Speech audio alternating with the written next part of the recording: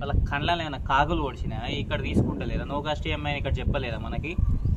Hi friends, ఆన్లైన్లో Amazon కానీ ఫ్లిప్కార్ట్లో కానీ పెద్ద బిగ్ బిలియన్ సేల్స్ ఉన్నాయి అది ఇది అని చెప్తే ఒక్కడు నమ్మకండి. ఎందుకంటే పెద్ద దందా నడుస్తుంది అదంతా. ఈఎంఐలు అంటున్నారు, నో కాస్ట్ ఈఎంఐ అంటున్నారు కానీ ఇంట్రెస్ట్ తీసుకుంటున్నారు. వీడిని అడిగితే బ్యాంకు అని అడుగుంటాను, బ్యాంకు అని అడిగితే కస్టమర్ కేర్ సర్వీస్ని అడుగుంటాను. ఇక చూడండి, నేను లాస్ట్ టైం ఒక మొబైల్ తీసుకున్నాను. వీడు ఇక్కడ ట్యాక్స్ వేసాడు. ట్యాక్స్ ఆల్రెడీ ఇక్కడ 9,900తో వేసాడు.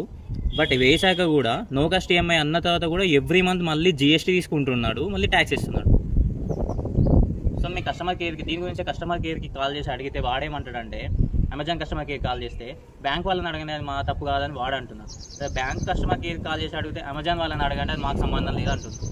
మరి ఇదంతా ఆఫర్ ఇచ్చింది అమెజాన్ వాడే కదా. సో మనకు నో కాస్ట్ ఈఎంఐ అని చెప్పేసి ఆఫర్లు పెడుతున్నారు. బట్ మనం తీసుకున్న తర్వాత ఎవ్రీ మంత్ ఈఎంఐలో మాత్రం ఇంట్రెస్ట్ యాడ్ చేస్తున్నారు. సో వాళ్ళకి కాల్ చేసి అడిగితేనేమో